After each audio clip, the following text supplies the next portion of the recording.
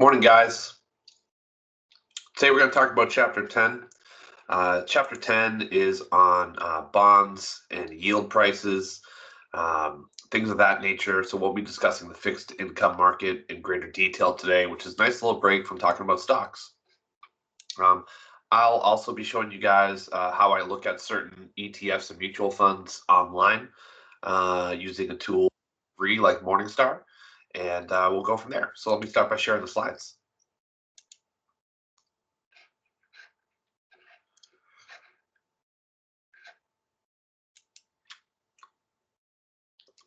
Great. So Chapter 10, bond prices and yield. What are the characteristics of a bond? What makes a bond a bond? In some ways, you can look at it like a typical investment. You're putting in money and getting a return on your investment. But what makes a bond different than a stock? Well, a bond is a piece of debt instead of a piece of ownership. Excuse me. It has a face value and a par value. That's the payment to the bondholder at the maturity of the bond. We'll go over this in a second, but a bond can also have a discount or a premium to that par value.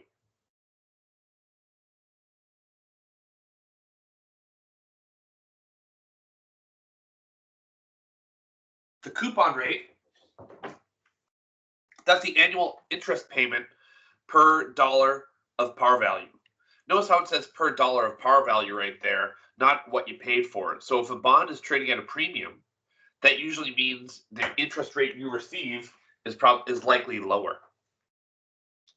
Another characteristic of a bond, a certain type of bond, is a zero coupon bond.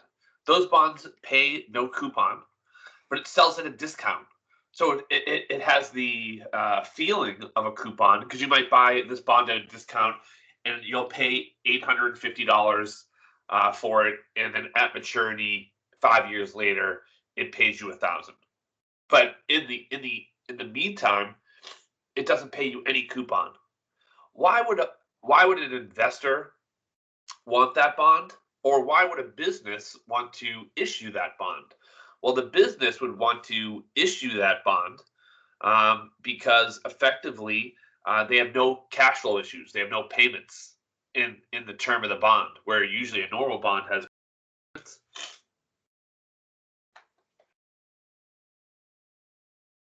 Here's a look at Treasury yields and how they might spread over time. Depending on how far out the yield is, the interest rate and the coupon increases. That's pretty logical. The longer the loan, the more risky it is, the higher interest rate you'd want to receive. Treasury bonds, those accrued interest and quoted bond prices. Quoted prices do not include interest accruing to payment dates. So the formula is done as below. Consider a bond with semi-annual payments, a coupon rate of 6, and a par value of 1,000. If 45 days have passed since the last coupon, what is the accrued interest? So 45 over 182 divided by 30, which is, half of the 6% of the 1,000, right? Because it's semi-annual. So the accrued interest, meaning the interest that you've earned for holding it 45 days into the interest period, is $7.42. Usually, that is baked into the price of the bond. So if a bond has accrued interest, that will increase the price of the bond, and then when that's paid, it brings it back down. Corporate bonds. Here's just a list of some corporate bonds issued by companies. Corporate bonds tend to pay more interest than a city or muni bond. They're more risky. And also muni bonds or government bonds tend to be tax exempt, meaning you don't have to pay taxes on those returns. Corporate bonds, they can have call provisions on corporate bonds. Call provisions are basically a characteristic where the company gets to pay back the bond early, right? So that's all it is. Call provision. And why would a company want to pay back its bond early? Effectively, it can act as a refinancing tool. right? Hey, if they think they have a better interest rate or the environment is improved for them, they may choose to instead buy back their old debt and then issue new debt. In the 2010s, Netflix did this. They had older, higher interest rate debt. Their credit quality and business improved. They bought back their original debt and issued new debt at a lower price. Callable bonds may be purchased by the issuer at a specified call price during the call period. One thing about callable bonds, that's a benefit to the company, not a benefit to the owner. So you're usually compensated in the form of higher interest rate on a callable bond. Convertible bond, these are pretty interesting. Tesla issued convertible bonds a few years back as a way of financing some of their debt. But the interesting thing about convertible bonds, once it hits a certain price, the debt holders can exchange their debt for stock. So the name of the game and what Tesla did is their stock price rose above a certain amount. Their debt basically disappears because the debt holders it's more valuable to them at that point to now own the stock. So that's a nice way of some higher risk companies, how they clean up their balance sheet. They get their debt holders to agree to be stockholders. That might not necessarily be good for the stockholders, though, because that means you're diluting the shares. Puttable bonds. The holder may choose to exchange the par value or to extend for a given number of years. A puttable bond is a right to the bond holder, you, and you'll likely pay a lower rate of interest. Since it's a benefit to you, you'll get a lower rate of interest. Why would the company issue a puttable bond? Well, maybe they want lower interest rates. So they give the bond holder some benefits. Now that means they get to pay them a lower rate. The risk of the puttable bond is that, let's say the bond's trading at a discount for you, the bond investor, and it's trading at $950 and it's worth $1,000. The puttable option will allow you to get that $1,000 repayment from the company at any time. Floating rate bonds are bonds that are like a variable rate mortgage. Their interest rate changes with time. So what this does is it gives companies flexibility. If there's an economic downturn, their interest rate drops, and therefore their payment drops. From an investor standpoint, you would buy floating rate debt if you believed interest rates would eventually move higher. Floating rates might be an interesting investment here because rates are so low. Could they go lower? It might be tough. But investors have said that for years and watched rates continue to fall lower. Preferred stock, they're not a bond, but it's similar to a bond in the way that it pays coupon payments to its investors. Some of these preferred stocks are issued to family members of private companies as a way to kind of give family members income from the company for extended periods of time. Dividends, not normally tax deductible. Corporations purchase other corporations' preferred stock, are taxed 30% of dividends received. So dividends, like bond interest, is taxed. States, local governments, aka muni bonds, are issued by the government. Federal Home Loan, Fannie Mae, Freddie Mac, Farm Credit Agencies. These are kind of quasi-government organizations in which you can buy debt in homes, school loans, etc. International bonds. There are foreign bonds issued in a different country where the bond is sold, denominated in different currency. So the thing I've noticed about foreign bonds, and the most popular foreign bond asset class would be considered emerging market debt. And there's two issues with emerging market debt, which is an international bond. One, do they issue the bond, the foreign country, do they issue the bond in their currency or the US currency? If they issue the bond in the US currency, you're going to guarantee those US investors a rate of return. However, it has a higher likelihood for bankruptcy because that foreign government has to repay that debt back in dollars. If they use their own currency, you're pretty much guaranteed that the bond won't default because that government can always print money to pay its debt. However, you have more currency risk when you invest in a foreign bond that's in a foreign currency. Um, Denominated, there's euro bonds. Won't go into too much detail on that. There's also been inverse bonds where they move. They're similar to floating rate bonds where they move in the opposite direction. Asset-backed bonds, so you could buy bonds that are based on car loans. I know, speaking of Tesla again, I know they created some kind of security in the last year or two that was related to leases and debt on Tesla vehicles. Pay-in-kind bonds, issuers can pay interest in cash or additional bonds. And then catastrophe bonds. So these are bonds that are almost built like insurance companies, where if there's some kind of major natural disaster, the bond kind of doesn't default, but you lose money. But as long as there's no natural disaster, you get a high rate of return.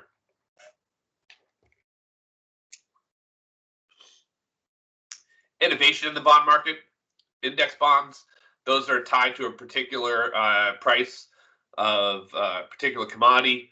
Another bond type is Treasury inflation protected securities, or TIPS. That's priced against the CPI, so Consumer Price Index. So if you wanted to make a bond investment and you thought inflation was going higher, TIPS would be a good investment to use to defend against inflation. The problem with the TIPS is that they are measured by not your personal inflation, but the inflation calculated by the government, which may be a different basket of goods than the ones you actually purchase. And here's an example of a bond and its interest payments over time. What the coupon payment would be, what the par value is, principal repayment, etc. So it's here showing in year 3 that you've gotten the coupon payment year by year, but in year 3, you're paid back the last coupon payment plus the principal. Bond value. What's a bond worth? The bond is worth the present value of the coupons plus the present value of a bond. So what is the present value of a bond? The big assumption in a present value calculation is the discount rate. So you see the discount rate as R. Let's say the discount rate is 5%. That means a $100 bond 1 year from now is worth about $95. Again, why is that? You have 100 divided by 1.05, and that's how you would discount that. So if you had a coupon payment of $10, and that coupon payment of $10 was 2 years from now, on a calculator, you would have $10 divided by 1.05 to the power of 2. So on a calculator, you would actually calculate the 1.05 to the power of 2 first. That would equal about 1.1. So you take the $10 coupon payment and divide it by 1.1 because it's 2 years out. And that gives you about, based on the calculation, $9.09. Here's another example of bond pricing. Really, as I just described it, you have a 4-year bond and a 30-year bond. Both have the same coupon. Both have the same discount rate. And again, the discount rate is really your next best alternative. If the discount rate is higher than the coupon rate, I can already tell you if the discount rate is higher than the coupon rate, the bond will likely trade at a discount. I don't even need to know. And I can see here right away that the par value is 1,000. And because I see the discount rate, which is an assumption, is higher than the coupon rate, I can see that effectively both these bonds trade at a discount for under 1,000. Meaning, the bond's worth $900 today, the one on the left. If you waited till maturity 4 years from now, you would get that $1,000, even though it cost you $900 today. Bond discounted? Well, the discount rate is kind of the going rate on the market today. That's one way it can be viewed. So you're getting a lower rate than you would, than you would in the free market. So you'd want a discount to compensate you for that. Prices fall as market interest rate rises. So, that the market interest rate is that discount rate. If the discount rate moves higher, the value of the bond goes lower. This is the exact reason why bond prices and interest rates are inversely related. If the interest rate goes down, however, the value of your bonds increases. Interest rate fluctuations are the primary source of bond market risk. If you hold to maturity, you don't have any interest rate risk, right? Because you get that par value back. The only time interest rate risk is an issue or is if you have to sell before it matures. Bonds with longer maturities are more sensitive to fluctuations in rates. Why is that? Well, if you have a bond that has a fixed rate for 30 years, you're locked into that rate. If you have a bond that resets every 1 year, you're going to get whatever the new rate for the market is once a year. So it automatically adjusts, which is a pretty powerful tool. Right now, in terms of positioning, I'm a little underweight what we call, which is a topic we'll cover later. It's basically another way to measure the interest rate sensitivity of the bond. So if you want to have less sensitivity to interest rates, you would decrease the length of time of the bond portfolio. You'd give them shorter maturities. And again, here's the relationship between bond prices and interest rates. Now, again, you usually don't see interest rates go from 1% to 20%. But if you did, there would be a huge impact on the value of what a bond would cost. Next, bond price at a given discount rate. So this is showing different discount rates, different R's, as we saw in the previous slide. I know right here, without even looking at the slides, formula that 8% in this example is the market rate, or R, the discount rate, and the coupon is 8%. How do I know that the coupon rate is 8%?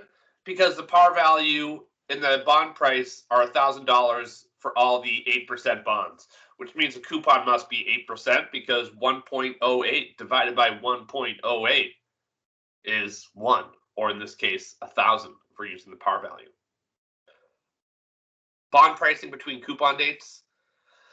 The invoice price is the flat price plus accrued interest. So this is just showing from the previous slide back in the start of this chapter, where we showed you that the bonds accrue interest. They usually pay interest twice a year. So what happens if you wait 3 months in between a payment? Well, you're still going to get paid for that interest you've earned, but they'll pay you not in the form of a coupon payment. It will be, you'll see the value of that bond increase in between payment periods. And that's the impact of accrued interest.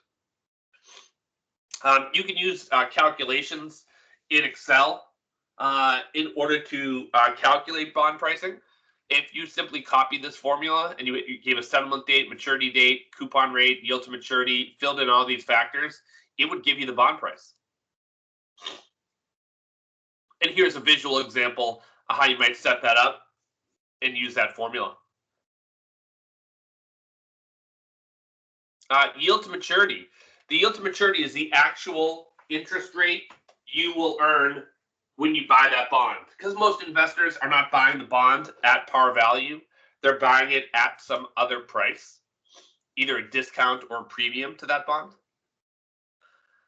Current yield is the annual coupon divided by the bond price. Premium bonds, I've already went over this, accidentally in previous slides, but bonds selling above par value. So that means the coupon rate is higher than the market rate or higher than R. And the discounted bonds mean the market rate or R is higher than the coupon that it's paid. I'm stepping away from the slide for 1 second, guys, so you're just going to hear a quick pause.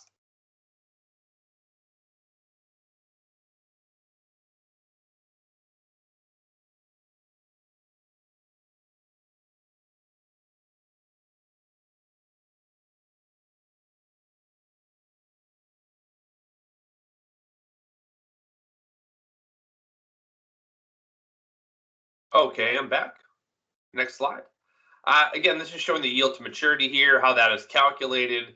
Again, I wouldn't waste too much time doing this in pen and paper formulas, calculating it by hand.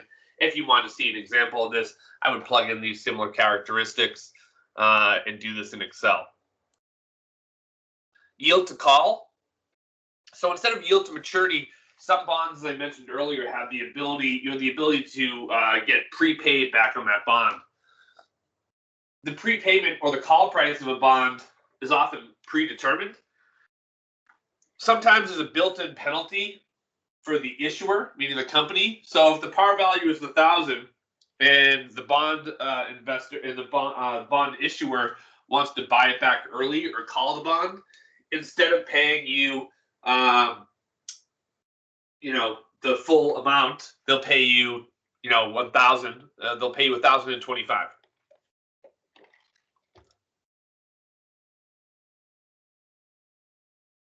Callable and straight bonds. So if the bond, what this chart is showing us, the only time a company will call back their bond is if it's below, if the market rate is below a certain amount. And I can already tell you here, what this is showing us is that if the market rate is below 7%, the company will call the bond. So there's not going to be a whole lot of difference in price between a callable bond and a regular bond if interest rates are above 7, because it just doesn't matter. You can see there's a small benefit that accrues as it approaches a lower and lower rate. But aside from that, that's the big difference. Realized compound returns versus yield to maturity. Realized compound return. So one of the characteristics of a bond, compound rate of return on a bond with all coupons reinvested until maturity. So what this is saying is that if you're getting an 8% coupon, the calculation often assumes that you can then take that 8% that you earned and reinvest it at 8% for the life of the bond. And oftentimes that is not the case. Interest rates vary over time and through time. Horizon analysis of bond returns over a multi-year period based on the forecast of bond yields to maturity and investment options. And then reinvestment rate risk. Again, that's the what I just described. Uncertainty surrounding the cumulative future value of reinvested coupons. Assuming you're going to get an 8% coupon and that you're going to be able to reinvest those coupons at 8% is a fairly big assumption,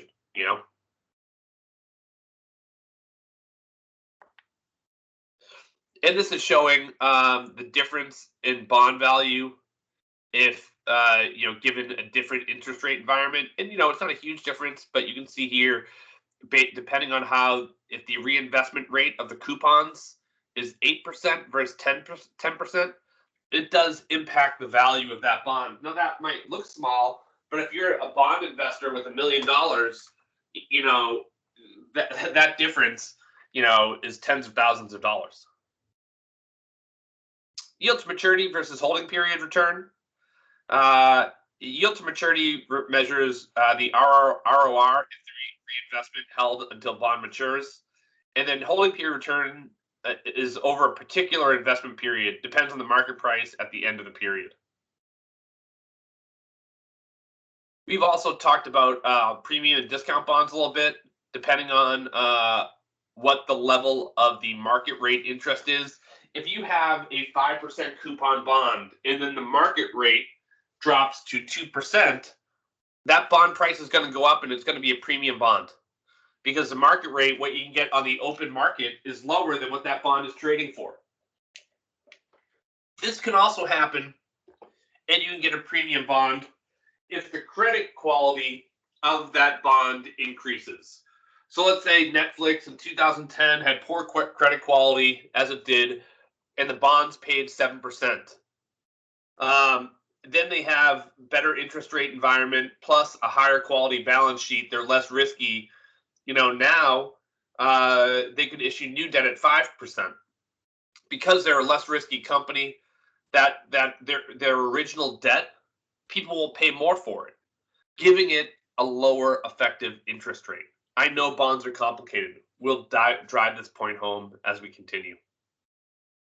And again, zero coupon bonds carries no coupons, provides all the return in the form of a guaranteed price appreciation of that bond. And again, bond issuers do this to avoid cash flow, like making payments during that period.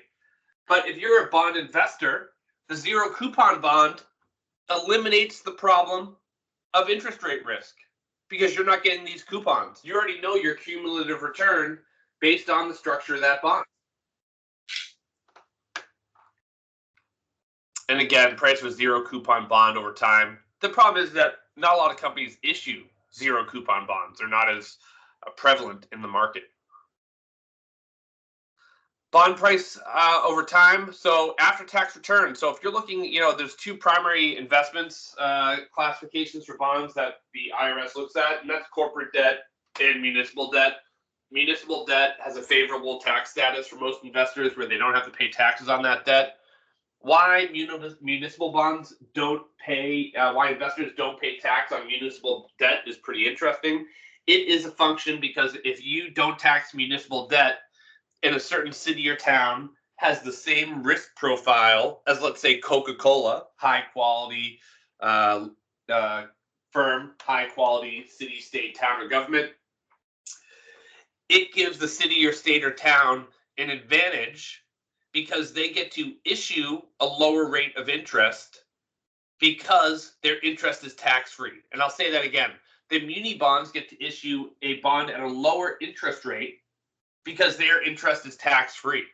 So the muni tax benefit actually really benefits the municipality and not really the investor so much. Because what will happen is you'll see if the risk of the city or town is the same as Coca-Cola, and Coca-Cola pays a 3% coupon that's taxed at 30%, the city will be able to issue debt at 2%, which is equivalent to the after-tax return of the Coca-Cola bond. Now I'm making a big assumption, assuming that the city and town has the exact same risk profile as, let's say, Coca-Cola.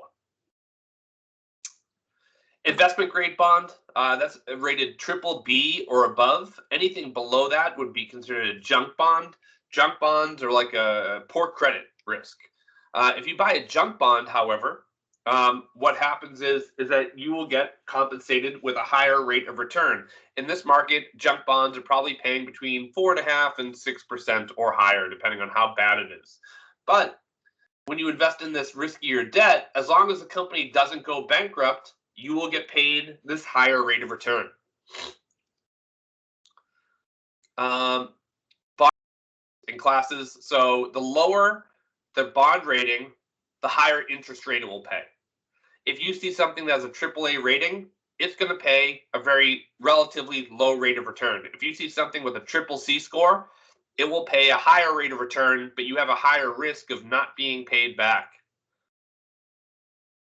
Going into default risks. So what is the likelihood that a bond goes bankrupt? So you look at the coverage ratio. Do the profits it makes cover its costs? Do they have a lot of debt? Do their current assets exceed their current liabilities? That's a measure of solvency. And another one would be the quick ratio from accounting, which is their current assets less inventories over its liabilities. So you also want to check their profit ratios. And aside from the profit ratios, some companies do some really interesting financing. But if you finance all your purchases, effectively you might appear profitable on paper, but if you don't have any cash flows to back it up, then you could actually have a weak balance sheet with strong profits. So check the cash flow as well. Again, here, it's just showing certain qualities and characteristics of a high quality company versus a low quality company. Let's just look at the EBITDA coverage multiple, the second one down, or even the first one down. Interest rate coverage or EBITDA interest rate coverage. The EBITDA interest rate coverage, either one of these is fair. And this means with their profits that they currently have, one of those measures. I won't get into the nuance of the difference between the top two ones there, but effectively it means using their profits, how many times could they make their minimum monthly payments? And effectively, B or a double B can, barely make those payments with their profits. But a triple C company is at the risk of bankruptcy, right? Where its profits won't even cover its debt. Bond indentures, there are certain things that in a bonds contract you may or may not be allowed to do. You may or may not be allowed to take certain actions. Maybe a common bond indenture is that you can't get another loan without the approval of the original bondholder, or that the original bondholder is the most senior. So these things are basically legally baked into a contract. Basically requires it's an indenture that requires the bond issuer to start repurchasing their debt over a period of time, meaning they're always calling their debt, paying it back early. Bond indentures, so there's subordination, as I mentioned before, like can they restrict if you get more loans? Does a bond indenture include collateral? When you think about collateral, your house is collateral on your personal debt, like a mortgage, or a car is your collateral on a car loan. Debenture is bond backed by a specific collateral.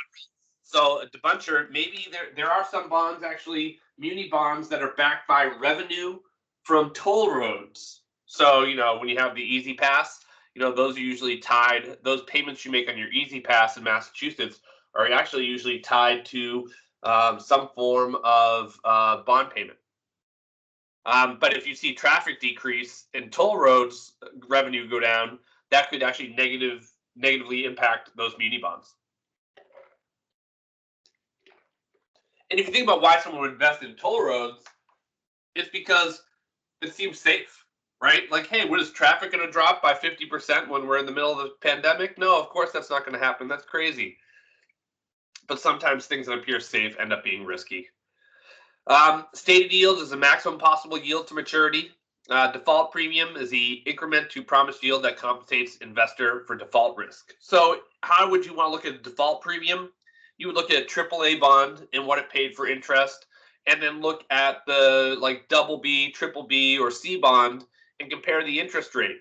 The difference in interest rate, as long as the bonds are of the same time period, should be the risk premium that the investor receives for the risk of default. This is yield spreads. So you can see here, what I'll point out here is if you look at, let's just say 2009, best example. In 2009, the highest quality debt versus the lowest quality debt increased. The spread between them increased actually dramatically. And why? Because if you're a healthy company, you can survive a rough patch of time. But the low quality companies cannot.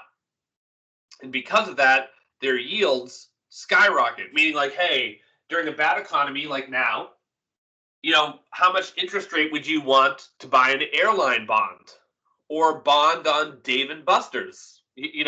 What are the odds, or a bond on a movie theater? What are the odds that they go bankrupt? Credit default swaps. I won't spend too much time on this, but it's effectively like an insurance policy. You can buy in a bond so that if it goes default, you can get a payment. The risky nature of default swaps is that, unlike insurance, you can actually buy insurance on bonds that you don't own, and they can almost act as like mini lottery tickets, which I don't advise doing. This is just showing the fluctuation of banks or interest rates over time. So that is you can see interest rates can fluctuate. And this is also foreign debt interest rates fluctuating over time. Again, won't spend too much time on this. The yield curve is the graph of the yield function of term and maturity. So basically, if you see a yield curve graph, what the yield curve will show you is how much more interest you get for longer pieces of debt. And the relationship between short debt and long debt, so think about the same credit quality, but a 1 year, a 3 year, and a 5 year bond.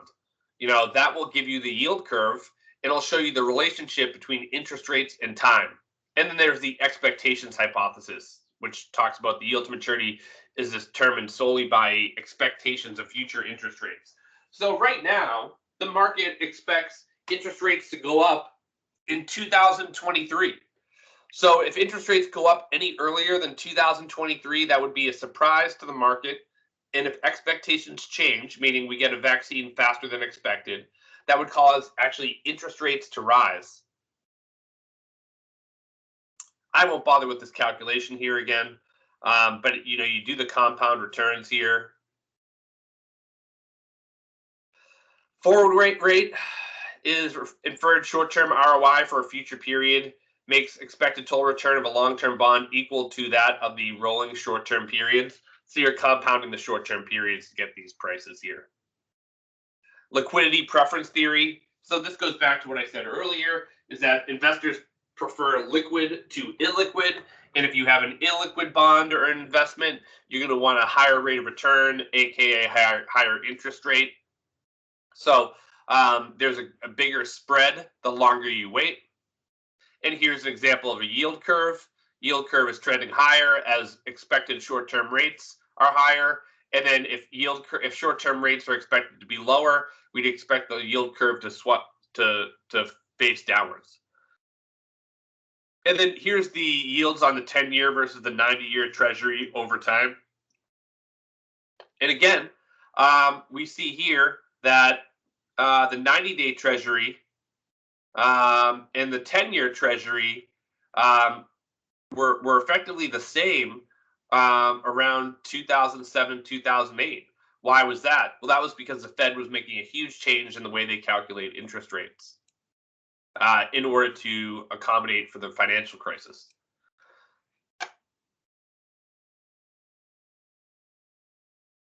So now I'm going to show you one more slide here. Actually, not a slide.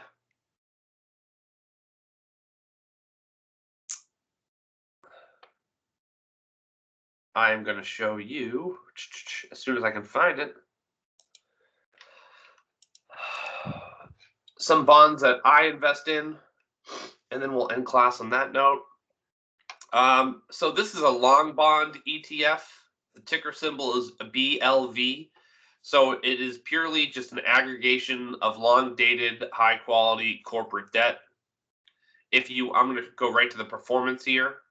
And the reason I use this bond is because it's passive, it's corporate, and it's cheap. And one thing I will point out here, as interest rates have went down, the long bond's value has went up dramatically. You can actually see here in 2019, the long bond was up 20%. That's the largest increase since 2011. What happened in 2011? Interest rates were dropping because of the financial crisis. What's happening today? Interest rates are dropping because of the pandemic. Moving on to the next bond.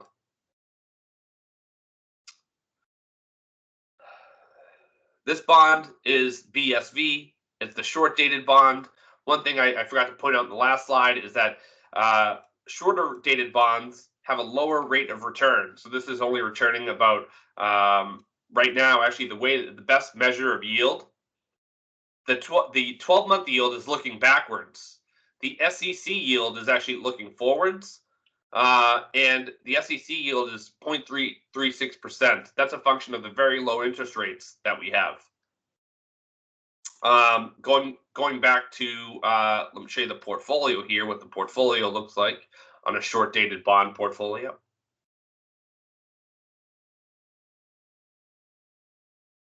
Loading. So short-term, high quality, we see that rank in the upper left there.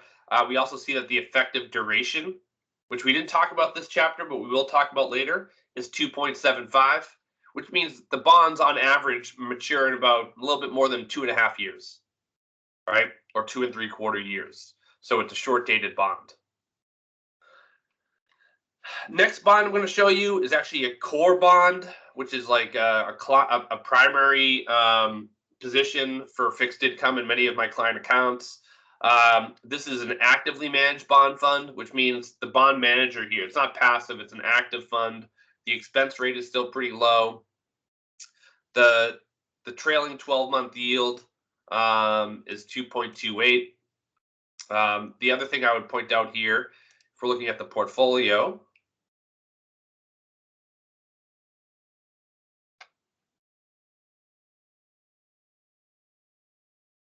soon as it loads up.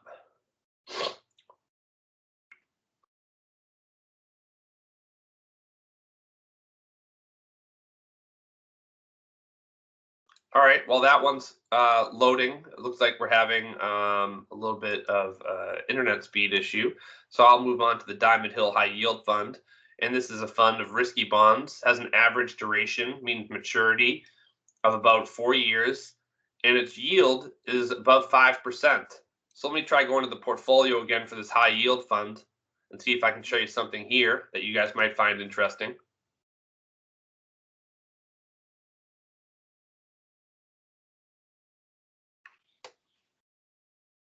We can see that it's a lower quality bond portfolio with a short-term yield. Short-term maturity generally. But what is considered low quality? So what do you have here? They have a few companies I'm not familiar with, but I do notice that they own Grubhub, their debt, and Grubhub's debt pays about 5.5% yields. They also own Nathan's Famous Hot Dogs, which pays about a yield of 6.6%. So if you want to know what is considered a lower quality bond, those are two names that they're buying. And while Grubhub may be a risky equity business, what's the odds that they go bankrupt? Probably pretty low, which is why the portfolio manager sees a lot of promise in having Grubhub be one of the largest positions. So I think that's interesting as well. Now going back to the higher quality bond manager, it has a duration kind of in line with the market, a little bit higher. So it's taking an active bet on interest rate risk. It's still saying longer duration bonds, which means the bond manager believes that interest rates are staying low for a longer period of time. You can also see compared to its benchmark, it has a AA average bond versus a single A.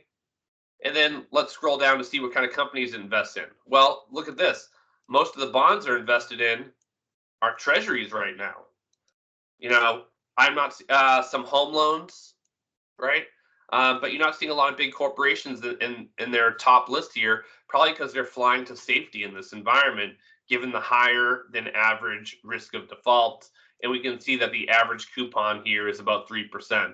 The 3% coupon is low, and that's a reflection that 61% of its bonds are now in very, very, very high quality. So that's all I have for you guys for today. I really like this chapter because I think most people focus on stocks too much and they don't bother learning about the bond market. I think there's a lot of opportunities in the bond market for employment and for young people. So it's worth really learning this stuff. So anyway, I hope you guys have a great day and feel free to hit me up if you have any questions.